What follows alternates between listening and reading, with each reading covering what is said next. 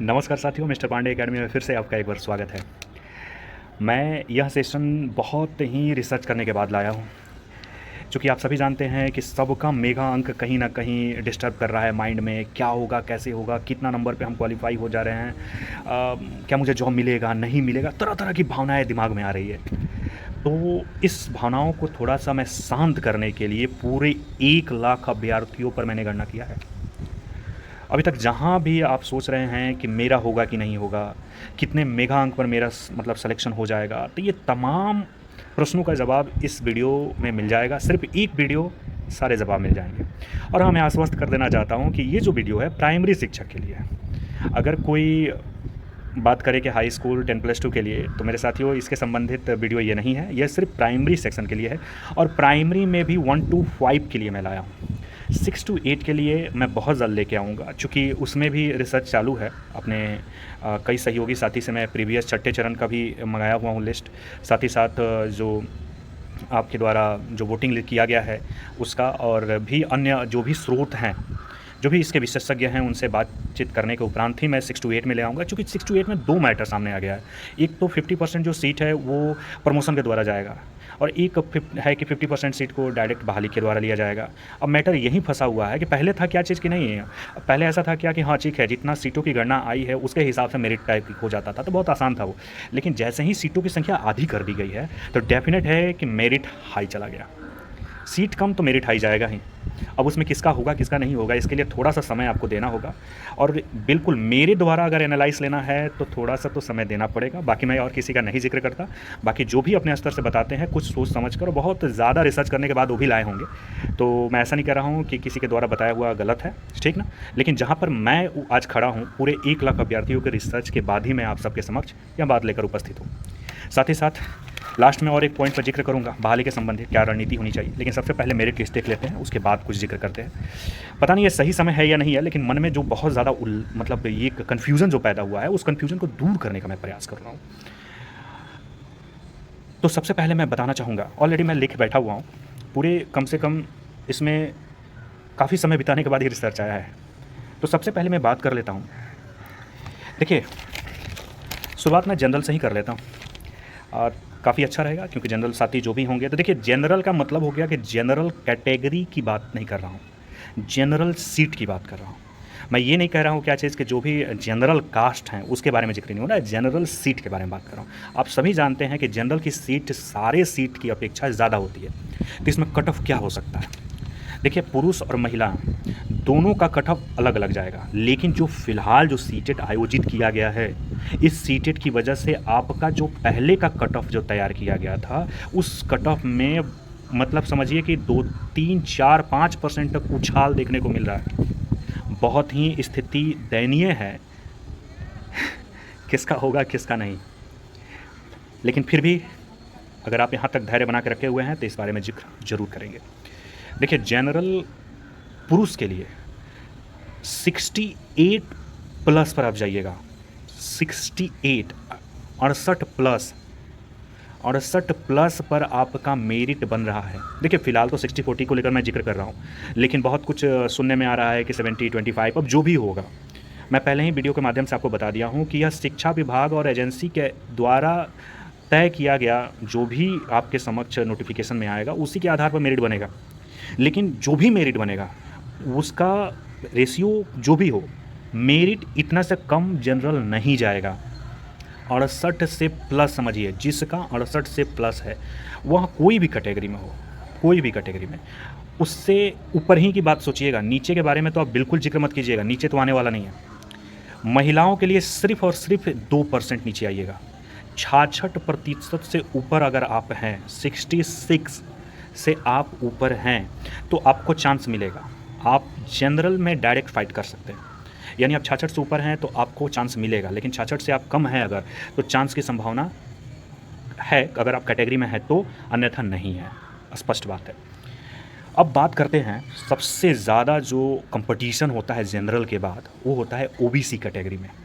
देखिए, ओबीसी में 27% जहाँ तक मुझे अंदाज़ा है आरक्षण दी जाती है। इसमें 2 कैटेगरी बांट दिया गया है, बीसी और ईबीसी। देखिए, हम आपको बता रहे हैं कि ये जनरल से थोड़ा भी कम नहीं रहेगा। अगर आप सोच रहे हैं कि कैटेगरी में होने की वजह से मुझे थोड़ा छूट मिल जाए, तो आप ये भूल जाइएगा। मात्र 1 से 1.5% की कटौती होगी, इससे थोड़ा-सा भी कम नहीं होगा। अगर पुरुष हैं आप ओबीसी में, तो पुरुष होने की वजह से आपका जो मेरिट बनेगा, वह मेरिट आपका 67-66, इससे कम में नहीं आएगा। भूल जाइए, नहीं आएगा। चूँकि सीटेट ये जो नया आयोजित किया गया है, इसमें किसी से कोई छुपा नहीं है कि 120 नंबर कैसे आया है। तो मेरिट तो बनेगा भैया। मेरिट बनेगा तो ज़ाहिर-सी बात है, जिसकी परसेंटेज कम है उसके लिए तो तकलीफ़ बढ़ेगा ही। देखिए, अगर यह कितनी की सीटों की गणना हो रही है, ये 80,000 पर सीटों की गणना की मैं बात कर रहा हूँ। अगर सीटों की संख्या बढ़ाई जाती है, ध्यान से सुनिएगा, 80,000 में जो प्राइमरी का सीट होगा, वहाँ सीट मात्र और मात्र 50,000 ही हाथ में है। तो यह जो मैं गणना बता रहा हूँ, वो 50,000 सीट पर बता रहा हूँ। अगर इसमें इजाफ़ा करके 30,000, 20,000 और बढ़ा दिया गया, यानी कहने का मतलब है कि सिर्फ़ और सिर्फ़ 1 to 5 को 80,000 सीट दिया गया, तो इसमें जो आपको परसेंटेज दिखाई दे रहा है, वो तुरंत 3 या 4% ड्रॉप हो जाएगा तुरंत। लेकिन 50,000 सीटों पर 1 लाख अभ्यर्थियों का मैं ऑलरेडी मेरिट यहाँ पर बता रहा हूँ। तो मैं आपसे स्पष्ट करना चाहूँगा कि जो बीसी हैं वो ज़्यादा कम नहीं जाएंगे। बीसी फीमेल में जो होगा वो ड्रॉप जाएंगे, वो 64-65 आएंगे, चूँकि बीसी फीमेल की संख्या थोड़ी कम है। और ईबीसी की बात अगर कर लें, तो देखिए ईबीसी में पुरुष का सीट तो खाली नहीं मिलेगा। पुरुषों की जो परसेंटेज बनेगा वो 64-65 तक जाएगा। 64-65 क्लियर बात है। 64 से 65 उससे कम वाले होंगे तो उनको दिक्कत है। महिला जो हैं उनका 60 से बिलो चला जाएगा। 60 से भी कम, अगर मान लीजिए कि 58 हो जाए, 57 हो जाए, ठीक ना, जहाँ तक ये मतलब बताया जा रहा है कि 55 पे भी उन लोग का हो सकता है।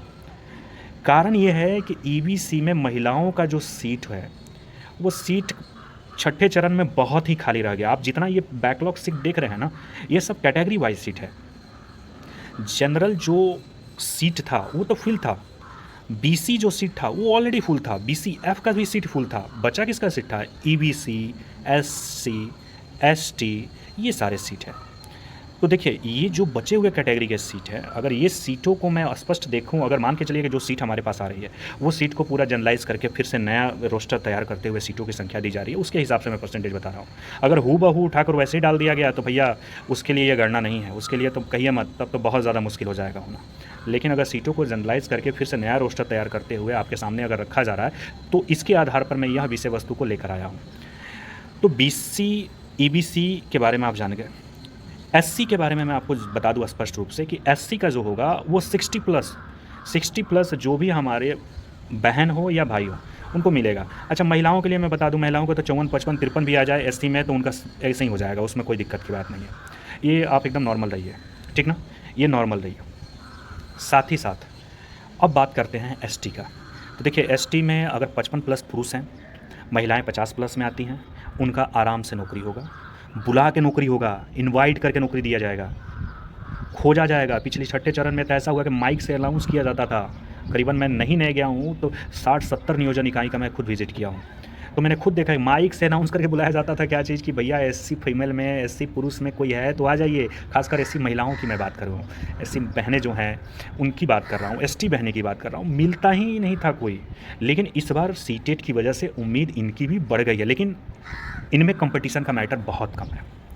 तो इनमें जो हमारे भाई बंधु या फिर महिलाएं जो हैं, जो हमारी बहनें हैं, वो अगर क्वालिफाई की हैं तो निश्चिंत रहने की ज़रूरत है, आपको टेंशन की कोई बात नहीं है। अब बात कर लेते हैं दिव्यांग साथियों पर। देखिए दिव्यांग साथियों का रिजर्वेशन ऑलरेडी 4%, अगर मैं गलत नहीं हूँ तो पटना हाईकोर्ट के द्वारा डिसीजन के बाद छठे चरण में दिया गया, क्योंकि इसी को लेकर मैटर एक फंसा हुआ था, तो 4% का शायद आरक्षण मिला हुआ था। उस हिसाब मैं बता दूँ, ये देखिए दिव्यांग साथी वह किसी भी कास्ट में हो, चाहे वह जनरल कैटेगरी के कास्ट में हो या फिर बीसी में हो या फिर एससी में हो, एसटी में हो, उन सारे साथियों को दिव्यांग साथी का वेटेज मिलता है। उसमें कास्ट का कोई मैटर नहीं रहता है। उसमें फिजिकल जो आपको समस्याएं होती है या फिर कोई ऐसी दिक्कत आ जाती है जिसमें आप दिव्यांगता की कैटेगरी में आते हैं, तो आपको उसका लाभ मिलेगा, आपको कैटेगरी का लाभ में नहीं उसको रखा जाएगा, ठीक ना। अच्छा ठीक है, अब हो सकता है उसमें कैटेगरी वाइज दिव्यांगता की जो वैल्यूएशन हो दी जाए, कुछ नया करके दिया जाए, तो इसका जब रोस्टर आएगा उस पर ही कुछ पता चलेगा। लेकिन जो इनकी होने की संभावना है परसेंटेज की, तो मैं स्पष्ट बता देना चाहता हूँ कि जो साथी हमारे 55% से ऊपर महिलाएँ हैं, डेफिनेट है उनका हो जाएगा, इसमें कोई डाउट नहीं है, ठीक ना। साथ ही जब जो पुरुष हैं वो 60% अगर हैं, 58 है, 57 है, तो भी उनका हो जाएगा, इसमें कोई संदेह नहीं है। अब लास्ट जिक्र आता है ईडब्ल्यूएस का। अब सोच रहे हैं कि ईडब्ल्यूएस का मैं लास्ट में क्यों लाया, तो देखिए ईडब्ल्यूएस का लास्ट में लाने का कोई वजह नहीं था, क्योंकि स्पष्ट मैं बता देना चाहता हूँ कि इसमें भी कंपटीशन हाई रहेगा। आप ओबीसी के इर्द गिर्द जो हैं, यानी BC 1 के इर्द गिर्द आपका ही परसेंटेज रहेगा, आप इससे थोड़ा भी कम नहीं रहिएगा, क्योंकि इसमें भी संख्याएं प्राप्त हैं, बहुत ज़्यादा हैं, और इस वजह से आप भी कंपटीशन में बहुत हाई हैं।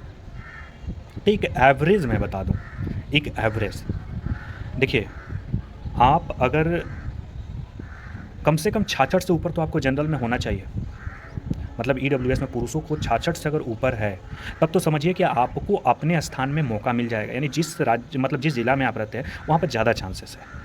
लेकिन ऐसा नहीं है कि मेरा परसेंटेज फ्लेक्सिबल नहीं है, मेरा परसेंटेज फ्लेक्सिबल है मेरे दोस्तों। समय के साथ यह परसेंटेज बदल भी सकते हैं अगर सीटों की संख्या बढ़ती है तो, अन्यथा घट जाएगी तो ये परसेंटेज जितना मैंने बताया थोड़ा हाई होंगे, लो होने के चांसेस नहीं है।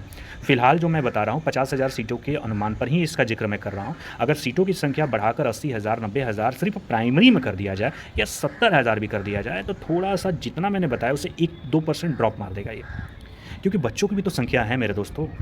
आगामी जो सीटेट का रिज़ल्ट आने वाला है, इसमें आपको क्या लगता है कम रिज़ल्ट आएगा? मेरे साथियों, इसमें कम रिज़ल्ट नहीं आएगा, इसमें रिज़ल्ट है और अच्छे खासे रिज़ल्ट है।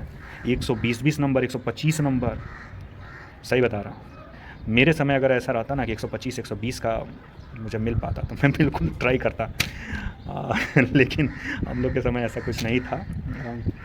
लेकिन 125 130 पढ़ के भी लाने वाले बच्चे हैं, और लक के भरोसे भी लाने वाले बच्चे हैं, लेकिन आपको कंपटीशन तो देना पड़ेगा। अब वो कंपटीशन में फ़ाइट कर रहे हैं, इसलिए इसमें दो राय नहीं है। अब बात मुद्दे की हो गई है, अब बात करते हैं सीटों को बढ़ाने का उद्देश्य। पहली बात है, नियमावली बहुत जल्द उपस्थित होगा। नियमावली उपस्थित करने के लिए आपको तो पहले एकजुट होना ही पड़ेगा। एकजुट नहीं रहिएगा, बात ख़त्म वहीं पर। आज से नियमावली साल भर पहले से आ रही है, जलेबी चाचा से लेकर लिफाफा चाचा तक सबके पास ये आ गया। अभी तक नियमावली का कोई संशोधन नहीं हुआ, और देखिए समय दर समय बीतते ही जाएंगे। सब वर्चस्व की लड़ाई है, सब अपने आप को श्रेय देना चाहते हैं, और इसी के लिए हमारा बहाली फंसा हुआ है। लेकिन हम इतना ही जानते हैं कि माननीय मुख्यमंत्री के दिशा निर्देश पर ही सारा कार्य होगा। तो अगर माननीय मुख्यमंत्री जी हमारे अगर बोले हैं अपने मुख से, अपने अमृतवाणी के द्वारा हमें अगर बताए हैं कि आपकी बहाली बहुत जल्द करने वाले हैं, तो हमें विश्वास है और मुझे चाचा पर भरोसा है। हाँ, वास्तविक बात है कि चाचा ने शिक्षकों के लिए किया है, यहाँ इसमें कोई दो राय नहीं है, और मुझे आगे उम्मीद भी है कि शिक्षक के हित के लिए वो आगे भी करेंगे, ठीक ना। तो इसमें कोई दो राय नहीं है, लेकिन हाँ, हमें एकजुट तो होना ही पड़ेगा ना। चाचा को भी तो हमें बताना होगा कि भतीजा सब हम लोग बेरोज़गार हैं, तो चाचा जी को तो दिखाना पड़ेगा ना। इसके लिए हम लोग हाथ जोड़कर फूल माला लेकर हर जगह स्वागत में खड़े रहेंगे। जैसे अभी आप वीडियो के माध्यम से देखे हैं कि कुछ हमारे अभ्यर्थी हाथ जोड़कर फूलमाला के साथ खड़े थे, चाचा जी की नज़र पड़ी हम सब पर। वैसे हर जगह अपने आप को दिखाना पड़ेगा, फूलों के बरसात करके, जिस भी माध्यम से। और एक तो होकर जो भी आगे की रणनीति होगी उसका सभी समर्थन करेंगे, बेशक हम भी करेंगे। और देखिए, हम बता रहे हैं स्कूल में शिक्षक की कमी है, बहुत ज़्यादा है, बहुत ही ज़्यादा। बच्चे की स्थिति ऐसी हो गई है कि विद्यालय में शिक्षक की वजह से वो जा नहीं रहे हैं। ये बहुत ही सोचनीय विषय है, और इसके लिए हमें लड़ना पड़ेगा। छठे चरण वाले जितने भी हमारे साथी हैं वो स्पष्ट कहते हैं कि आप लड़ोगे नहीं तब तक आपको मिलेगा नहीं। हम लोग बहुत लड़ाई लड़े हुए हैं, तो हम घर पे बैठ कर लड़ाई नहीं लड़ सकते हैं। जो भी हमारे सक्रिय साथी हैं, अगर कोई दिशा निर्देश पारित करते हैं तो बिल्कुल हम लोग फॉलो करेंगे, उसका मिलजुल कर समर्थन करेंगे। तो मेरे साथियों, इसी से मैं आप सबसे आग्रह करूंगा कि मैं बहुत जल्द 6 to 8 का भी लेके आऊँगा, लेकिन अगर कोई दिशा निर्देश हमारे साथियों द्वारा दी जाती है तो बिल्कुल उसको फॉलो कीजिए। तो फिर मिलते हैं नेक्स्ट वीडियो में। जय हिंद।